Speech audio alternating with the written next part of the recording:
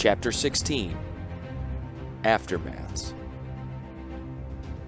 It had taken Urza nearly a month to return to the wreckage of Krug, first walking out of the desert with a wounded Lieutenant Sharman, then regrouping the embattled Yoshin forces in the sword marches and organizing an orderly retreat south.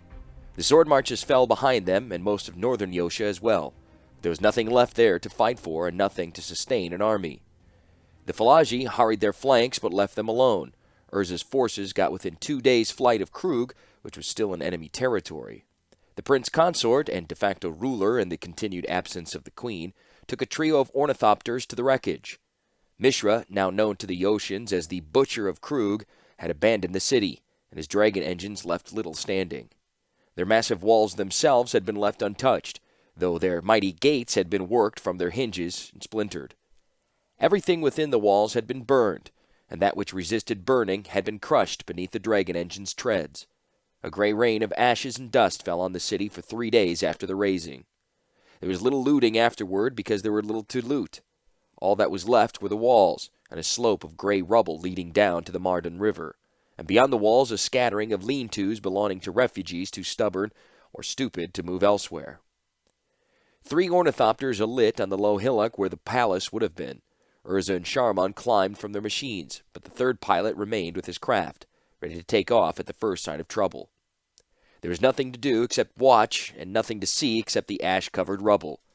Urza stood in one spot, then moved a few feet over, then moved to a third location. Occasionally he picked up a bit of rock, let a handful of soot sift between his fingers. It seemed to Sharman that the ruler was trying to imagine what building stood there and where he would be within that building. There was a great pile of rubble that had been burned, blasted, and then cleared. At first Sharman thought it had been a great court, but he soon realized that it was the site of Urza's orniary that had been scraped down to the bedrock. Urza stood in the dead center of the cleared circle and knelt down, putting his hands over his eyes. There was not even any rubble left for him to touch. People began to drift in from the gates. Sharman tensed for a moment, but he realized these were little more than Yoshin refugees from the camps outside. Leaving Urza to his revelry, Sharman went to meet them. Sharman had been in Krug a handful of times, the first when he received his flight training. It had been an amazing city to a boy from the eastern provinces, a boy who had been given a ride in an ornithopter when Urza flew to Korlinda. Now that was a lifetime ago, and mighty Krug was a dead ruin. Sharman went and talked to the refugees, then returned to where Urza stood, a young boy in tow. "Sire," he said gently. "And I always accused my brother of not finishing anything," said Urza softly. Then his eyes focused, he turned to Sharman. Once more the chief artificer. "What?" "There are people here," said Sharman. "They want to know what to do." "Do?" said Urza. His voice sounded strangled. "What can they do? Tell them to head south or east or west or wherever they think they can find safety. Tell them there is nothing for them here." "Perhaps it would be better if they heard it from you," said Sharman. Urza looked at Sharman. "And say what? That I'm sorry I failed them? That I'm sorry I wasn't here for them? That I'm sorry that my brother fooled me? That I'm sorry that my wife and my apprentice and my work are all gone?"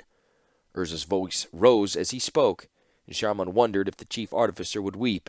Instead, the older man shook his head and said, "No, I have failed them. They should go find someone who has not failed and follow him." For the first time he noticed the youth. "And this is?" "He says he's one of your students," said Sharman. Urza peered at the youth. "Perhaps. Your name is Rendell?" "Sanwell, sire," said the youth. "Rendell is my younger brother. He's the one Master Tanos chose to fly the ornithopter away." Urza looked at Sharman. There was a new light in his eyes. "Ornithopter? Then someone escaped with this ornithopter?" Slowly, Sanwell told the story, which he had heard from another student after the battle.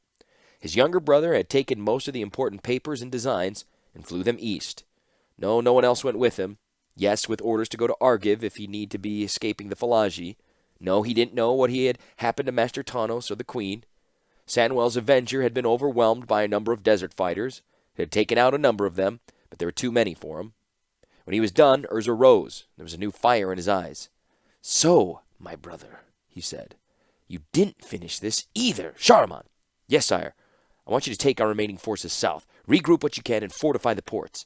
"Yes, sire. And what of you?" "I'm going to find the knowledge that Tanos saved for me." "Randall!" "Sanwell, sire. Are there any other from the school here? Samuel looked around the desolation. No, sire. Then you'll come with me, said Urza sharply. We have to find out where your brother went with my work and begin again. And this time, said the chief artificer among the wreckage of Krug, this time I will not stay my hand or feel mercy for you, brother. This time there will be a reckoning. I swear it. And as if in response to his words, a cold wind blew up from the river, scattering ashes around his feet. The caverns of Koilos had visitors, non-Argivian visitors. They were from the monastery along the northern shores of the continent, a theocracy that celebrated the power and the majesty of the Thran, and more importantly, their devices. They claimed a large territory, but they had been relatively reclusive. They found that other cultures did not share their respect for the machine's workings, that others sought to barter them, like the Phalagi, or to make pale shadows of the Thran creations, like the Argivians. So they remained a quiet people, venturing out only rarely beyond their borders. Until the dreams came. They began over a year ago. First one brother, then another, then a third, all consumed by the same vision, a world of machines far beyond the abilities of the Thran, living engines of steel and cable, of indestructible hearts pumping vital oils through the body, steel leaves and sawtooth grasses, a world that rained oil and bloomed with mechanism. In short, paradise. And the dreams enraptured the dreamers with its siren call, urging them to leave their lands, to come to the center of the dream, and to work miracles there at the center. Under the urgings of the dream, the Brotherhood of Gix responded. 24 of the most trusted brothers, those who had served the cause of the machines most devotedly, left their homes and headed south. They avoided the Malpari tribesmen who regularly raided their lands, but a few fell to the dangers of the desert itself, exposure, heat, and bandits. Only 12 arrived at Koilos a year later, and they were a emaciated lot, dressed in wind-blown rags and possessing a wide-eyed, fanatical expression. As they traveled, the dreams grew stronger in them. The dreams showed them the canyon that would lead them to their goal, and that cavern that they would find there. They pulled out ancient stones that glowed of their own light and journeyed within the cave, stepping around the wreckage of ancient machines that had been tested and found insufficient in the eyes of their great machine god. At last they stood before the great machine. They took their gathered light stones and placed them within the machine as they had been instructed by their dreams, and passed their hands over the mysterious book of glyphs. The fact that they could not read the glyphs bothered them not. The only thing that mattered was the dream, and the dream told them what to do. The monks of the Brotherhood of Gix were not surprised when the lights of the cavern flickered to life around them, nor when the machines themselves began to sing, communing with each other and singing praises to their god. Delight flickered on the faces of the Gixians, knowing that their dreams were about to become reality. A great disk formed in the middle of the air, like an oil puddle that had been turned on its side. It shimmered with a rainbow of colors not found on this earth, for theirs were rather the colors of dreams. The pool widened to the height and width of a tall man, and something stepped through it. It was tall and humanoid. It seemed to be wearing an armor of black metallic snakes, but to the monks' delight, they recognized that it was the skin of the being, a skin of metal and coils. Its face was skeleton white, and it sprouted more tendrils from its head, great blood-colored serpents. As one, the monks fell to their knees in worship. The godly being, servant of the machine god, stood before its glowing portal. It sniffed the air, as if experiencing it for the first time. It stretched its sinewy cable muscles and turned its head from side to side, testing the extent of its body. One of the monks, the leader among the survivors, slowly rose and spoke. "Welcome, most holy creation. What may we call you that we may better serve you?" The machine being looked at each of them, and there was a soft metal caress as its minds touched theirs. It had been the one to send the dreams, they realized. It had been the one to call them to this place. The machine being's lips whirred as they formed themselves into a smile. "Gix," it said at last, in a voice only Mishra and Ashnod had heard before. "You may call me Gix."